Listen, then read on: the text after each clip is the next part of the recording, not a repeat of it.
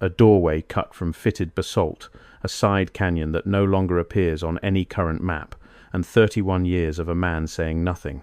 Warren Holsey spent his entire career with the Tonto National Forest in Arizona, and in all that time he told this story exactly once, in a rented room in Apache Junction, to about 11 people, 4 months before he died. He was not a conspiracy man. He was a federal employee with a pension, a bad hip, and a wall of service plaques. But he said there is a drainage in the Superstition Wilderness, where he watched a crew pour concrete into something that had never been a mine, and he said the paperwork calls it a safety closure. The Superstition Mountains sit about 40 miles east of Phoenix, a wall of eroded volcanic rock shoved up out of the Sonoran Desert. The name carries weight because of the Lost Dutchman.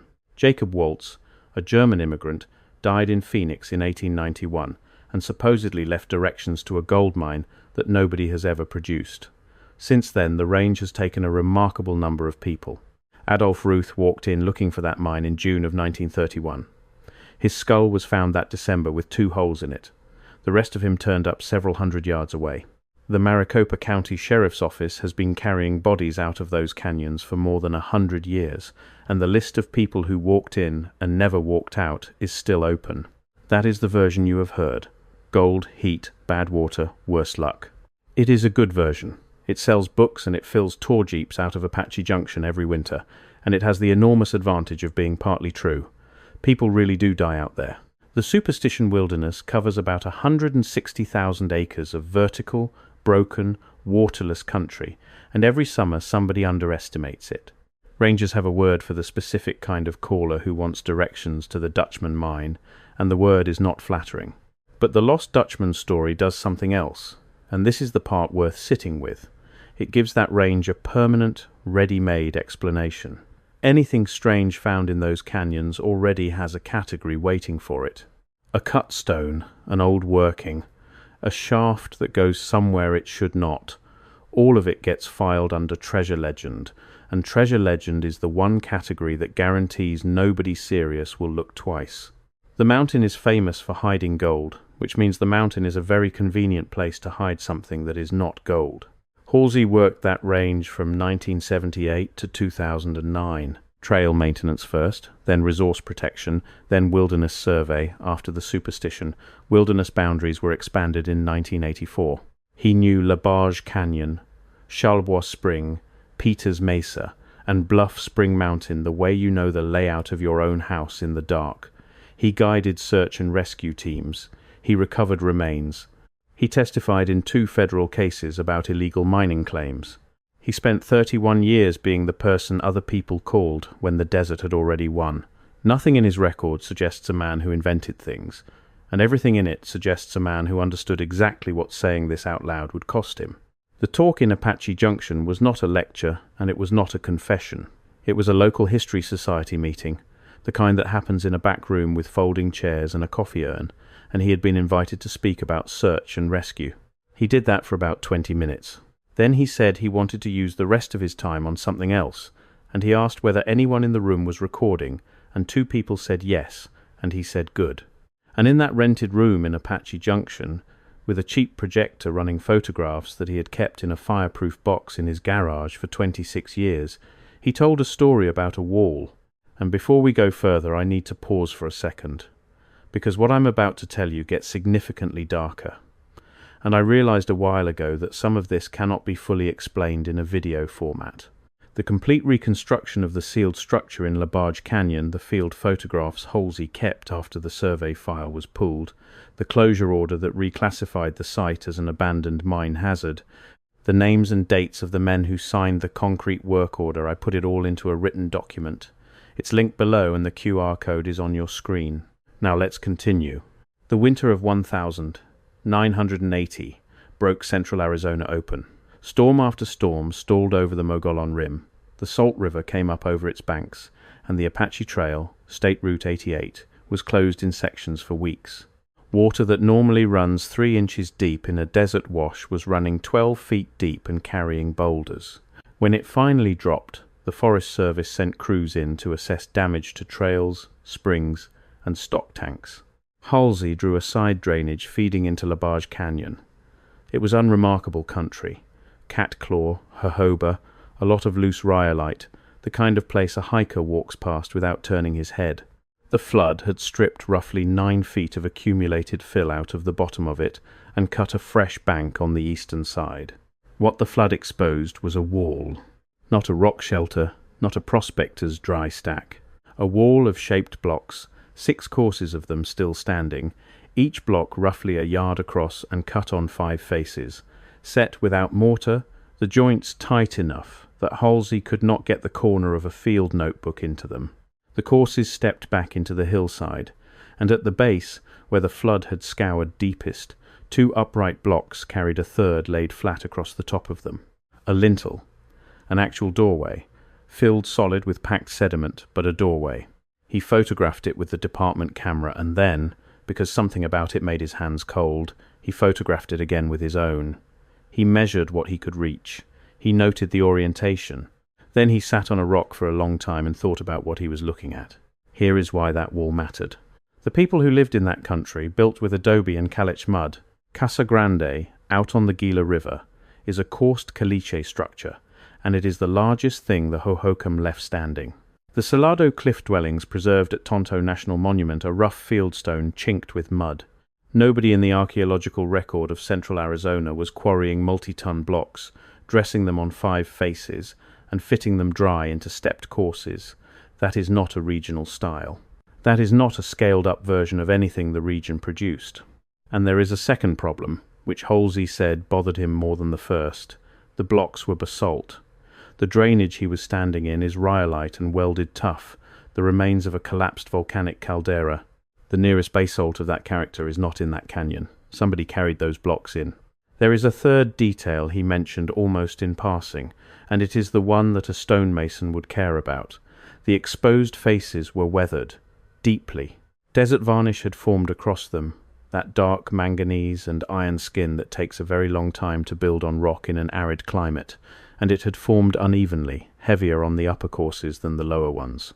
Whatever that wall was, it had been standing in open air long enough to darken before the fill buried it, and then it had been buried long enough for a flood to have to cut 9 feet to find it again. He filed the report. Photographs, sketch map, GPS, was not what it is now, so he wrote the location as a bearing and distance from a known spring. He recommended the site be evaluated by a cultural resource specialist before any trail work went near it. 6 days later, he was told the file had been forwarded to the regional office in Albuquerque. 11 days after that, he was told to stop. The instruction did not come as a shouted phone call. It came the way these things actually come, as a routine reassignment. His survey area was changed. Another crew was given the LaBarge drainage. When he asked about the evaluation, he was told the site had been reclassified as an abandoned mine feature and referred to the hazard abatement program, and that abatement was scheduled. Abandoned mine closures are real work. Arizona has tens of thousands of open shafts and adits, and people fall into them. The state and federal programs that seal them are legitimate, funded, and necessary. Holsey knew that. He had walked crews to shaft closures himself. But he had stood in that drainage. There was no shaft. There was no adit, no tailings pile, no headframe timber, no rail, no rusted can dump, none of the trash that a mine site leaves for a century. There was a stepped wall of fitted basalt and a lintel. In April of 1981, he drove the Apache Trail out to the trailhead and hiked in on his own time. He was not supposed to be there.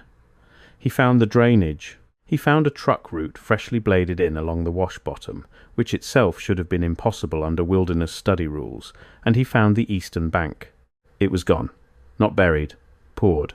A grey mass of concrete filled the cut from the drainage floor up to the level of the old fill, shot through with rebar, faced with rock and dirt that had been pushed back over it. The lintel, the courses, the joints he could not fit a notebook into, all of it was inside that. He said he stood there for maybe 40 minutes, long enough that the shade moved off him, and then he walked out and did not tell anyone for 26 years. Before we move on to the next witness stop for a second, what you just heard about the concrete pour is the part that changes everything. But it only makes sense when you see it written out next to the original closure order, the load figures, the pour date. It's all in the document linked below. Take 5 seconds right now, grab it, and then come back. because what comes next builds directly on it. The link is in the description. QR code is on your screen. Now, a man alone with a story is a man with a story. What made Holsey's account land in that room in Apache Junction was that he was not alone. 3 other people were connected to that drainage, and he named all 3. The first was the seasonal who had been assigned with him that week, a young man out of Northern Arizona University named Del Prater. Prater took a permanent position in Nevada in 1982 and never came back to Arizona. Holsey said he called him once, in 1994, and Prater listened to about 90 seconds of it before saying he did not remember the assignment and would prefer not to talk about the superstitions at all. Then he hung up. Holsey never called again. The second was a hydrologist, contracted, not staff, who had been running flood damage assessments across the whole district that spring. Her name was Imogene Rask. She had gone into the same drainage 2 weeks after Holsey to log channel scour, and her field notes described, in the flat language hydrologists use, a masonry feature on the east bank with an apparent constructed opening. Holsey saw that page. He said the phrase constructed opening stayed with him for the rest of his life, because a hydrologist has no reason to editorialize and every reason to be precise. Rask's contract was not renewed. Her notes were never published. The third was a man named Curtis Bellwether, who ran the small equipment outfit that did the pour. Holsey tracked him down in 2003 in Globe, Arizona, and Bellwether talked to him for 2 hours. Bellwether said the job came in as an emergency shaft closure. He said the load order was for far more concrete than any shaft closure he had ever done, and he questioned it, and he was told to pour what was on the order. He said 2 men he had never seen before were on site for the whole job, and they were not Forest Service. He said one of them had a camera and photographed the face of the cut before the first truck backed in, and photographed it again after, and took the film with him. He said nobody wore a name tag, and he said one more thing, which is the part Holsey repeated twice in that room. Bellwether said that when the crew broke through the last of the flood fill to key the concrete into solid ground, they opened the doorway. Not far. Maybe 1.5 feet of clearance at the top of the packed sediment, and air came out of it. Cold air. In April, in the middle of the Sonoran Desert, moving steadily, enough to feel on the face. That means volume. That means the space behind that doorway was not a closet. Bellwether said one of the 2 unnamed men put a light in there and looked for a long time, and then stood up and said, "Pour it." That is the whole of the account.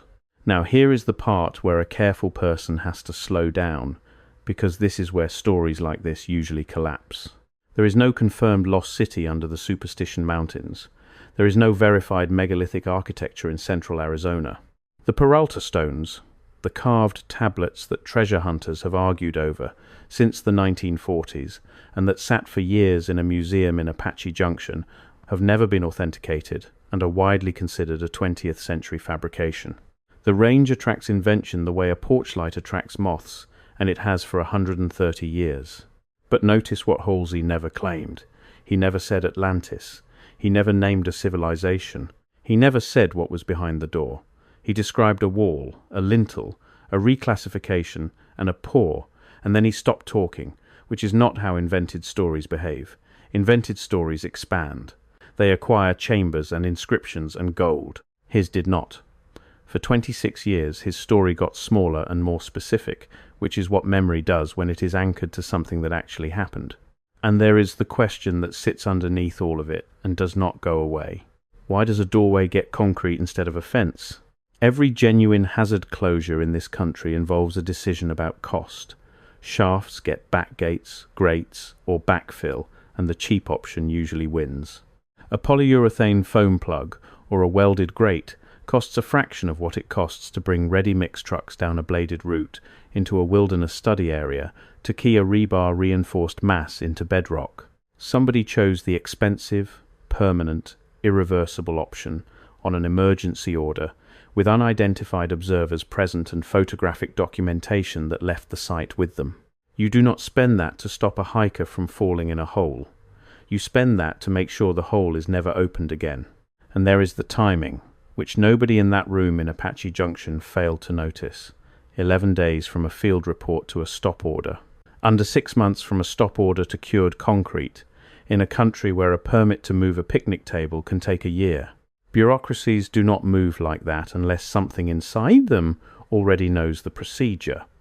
Speed like that is not a reaction, it is a rehearsal. And this is where the superstitions stop being a local legend and start looking like a pattern. Holsey was not the only ranger in the American West to describe this shape of event. The details change and the mechanism does not. A feature is exposed, usually by flood, fire, or road cut. It is documented by someone whose job is to document things. The documentation goes up the chain. The site is administratively reclassified into a category that carries an automatic remediation, mine hazard, unstable slope, cultural sensitivity closure, and then the site is physically made inaccessible, and the reclassification, not the feature, becomes the permanent record. That last step is the one that matters, and it is the one people miss. Nothing gets hidden. Something gets renamed. And after it is renamed, the original description does not disappear. It simply stops being retrievable, because nobody searching a database for stepped basalt masonry will ever query the file that is labeled Abandoned Mine, Closed, 1981. Think about how efficient that is. No secrecy oath, no cover story, no conspiracy that requires 100 people to keep quiet for 40 years. One reclassification, filed by someone who may not even have understood what he was filing, and the thing becomes structurally invisible while remaining technically on the record.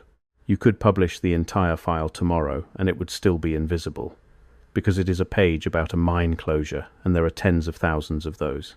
The Apache never treated that range as ordinary ground. Their traditions place a power in those mountains that is not friendly to people who go digging in it, and elders warned prospectors away from specific canyons for generations before anyone wrote it down. That has been dismissed for a century as superstition, which is where the range gets its English name. It is worth noticing that the warning and the concrete point at the same place. Holsey finished that talk in Apache Junction by putting up the last photograph. It was the lintel, shot at an angle, with his own field notebook laid on the block for scale. He did not say anything dramatic about it. He said that he had gone back one more time, in 2004, and that the drainage was unrecognizable. Flood, fill, and 23 years of catclaw had covered the concrete completely. There was a claim marker at the mouth of the wash with a location date on it that predated his 1980 survey by several years, which he said was the only thing out there that made him actually angry, because a claim marker is a document, and that document was placed after the fact to explain why a mine closure belonged in a canyon that never had a mine.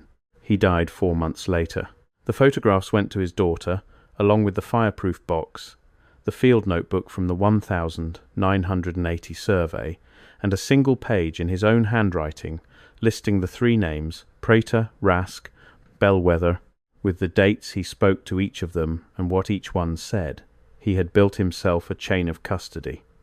That is not what a man does when he is telling a tall story to a room of retirees. That is what a man does when he is trying to make sure something outlives him. Bellwether died in 2011. Rask has never given an interview. Prater is still alive in Nevada and has never commented publicly on any of it. Nobody has been back with a ground-penetrating radar unit, because the Superstition Wilderness prohibits mechanized equipment, and because a permit application would have to state what it is looking for, and because the file says abandoned mine. So the wall is still there. 6 courses, dry-fitted, cut on 5 faces, with a lintel at the bottom and cold air behind it, sitting under a grey mass of 1981 concrete in a canyon that was renamed on paper before anyone could ask a single useful question about it. That is the darkest story a park ranger ever told about the Superstition Mountains, and it is dark for a reason most people do not expect. It is not that something is buried out there in the rock. It is that burying it turned out to be the cheapest problem anyone had to solve that year, and that a form was filed, and that the form is now the truth. If you want to see how the same reclassification pattern shows up at a second site, 2 states away, that video is on your screen right now. Go watch that one next.